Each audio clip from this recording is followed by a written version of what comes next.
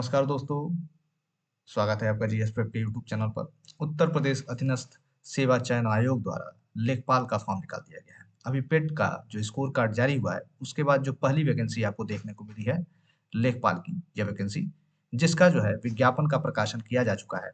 यह प्रकाशन जो है आपका 16/12 से आ चुका है, ठीक है। और आपको फॉर्म कब से भरने को मिलेगा? तो ऑनलाइन आवेदन आप करेंगे 29/12/25 से। 29 दिसंबर 2025 से यह फॉर्म भरा जाना शुरू हो जाएगा। और जो इसकी अंतिम तिथि है वो 28 जनवरी 26 है।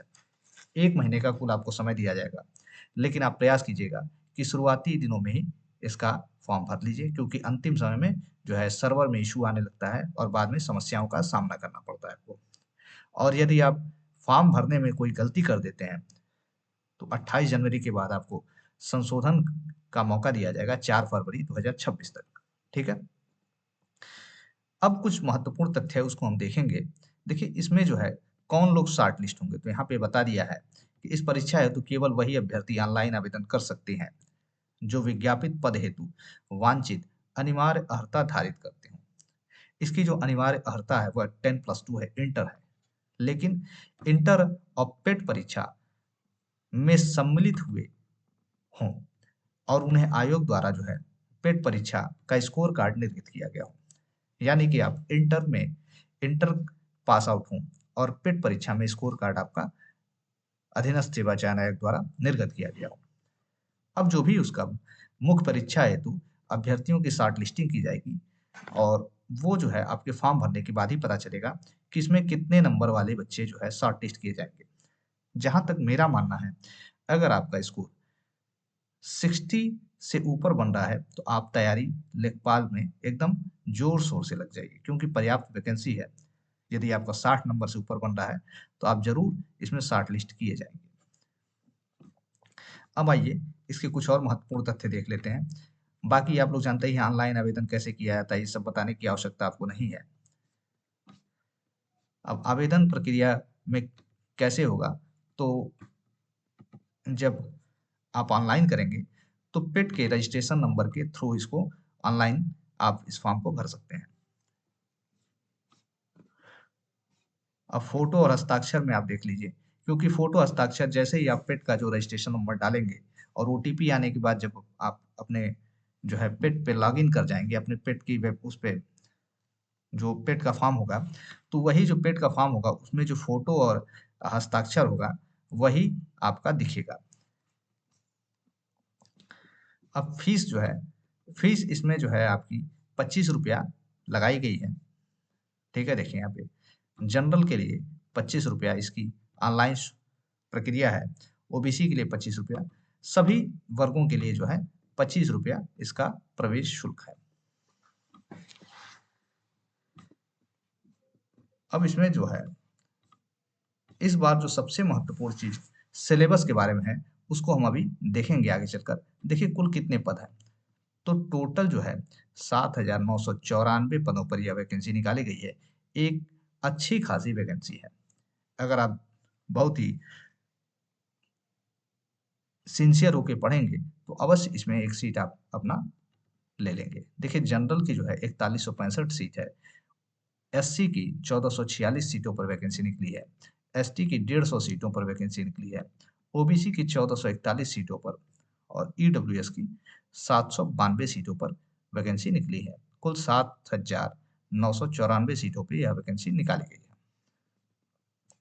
कुछ अलग से जो आरक्षित पद होते हैं उनके लिए भी यहाँ पर दिया गया है कि स्वतंत्रता संग्राम सेनानी के लिए कितनी है, ठीक है। और जो दिव्यांगजन होते हैं उनके लिए इतनी सीटें जो हैं अलग अलग दिव्यांगताओं के क्रम में निकाली गई है। जैसे जो सैनिक हैं उनके लिए 391 सीट, जो भूतपूर्व सैनिक हैं, महिलाओं के लिए 1592 सीट है, जो खिलाड़ी संबंधित है 152 सीट उनके लिए है। अब इसका जो है सिलेबस हम देखेंगे। अब इसमें जो आयु है वह जो है 18 वर्ष से 40 वर्ष की तक की आयु है। इसमें जो सिलेबस इस बार चेंज किया है आपका, यह देखना पड़ेगा कि कुल 100 प्रश्न आएंगे और 100 अंकों की यह कुल जो है 100 प्रश्न रहेंगे। किस टॉपिक से कितने प्रश्न रहेंगे, तो भारतीय इतिहास एवं भारतीय राष्ट्रीय आंदोलन से 5 प्रश्न 5 अंक के, राज्य व्यवस्था एवं भारतीय संविधान से 5 प्रश्न 5 अंक के, भारत एवं विश्व के भूगोल से 5 प्रश्न 5 अंकों के, भारतीय अर्थव्यवस्था 5 प्रश्न 5 अंकों के, ग्राम्य समाज एवं विकास से 5 प्रश्न 5 अंकों के, राष्ट्रीय और अंतर्राष्ट्रीय महत्व की समसामयिक घटनाएं अर्थात करंट अफेयर से 5 प्रश्न 5 अंकों के, साइंस एंड टेक्नोलॉजी से 5 प्रश्न 5 अंकों के, एनवायरमेंट से 10 प्रश्न मिलेंगे 10 अंकों के, डीआई अर्थात मैथ का कुछ पोर्शन है 10 प्रश्न आएंगे 10 अंकों के, और सामान्य हिंदी से 10 प्रश्न 10 अंकों के। देखिए एक बहुत बड़ा पोर्शन कंप्यूटर से पूछ रहा है जो कि 15 प्रश्नों का यह पोर्शन है, तो कंप्यूटर को हल्के में लेने की आवश्यकता नहीं है, 15 प्रश्न आपके कंप्यूटर से आएंगे।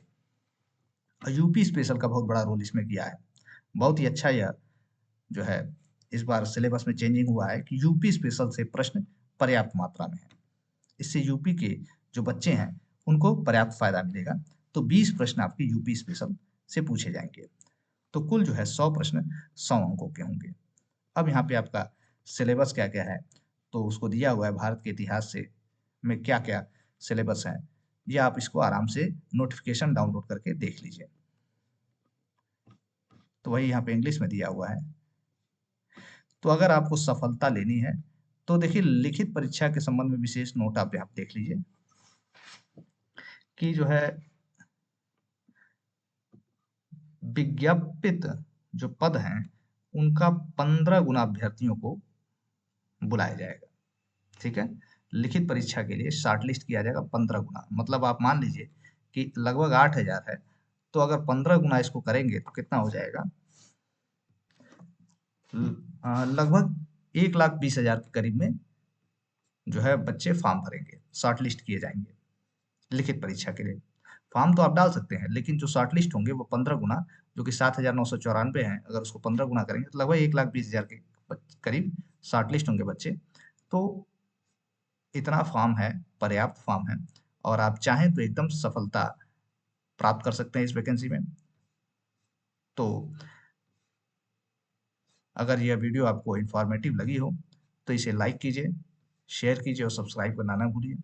धन्यवाद, जय हिंद, और लेखपाल की तैयारी में एकदम लग जाइए आप लोग।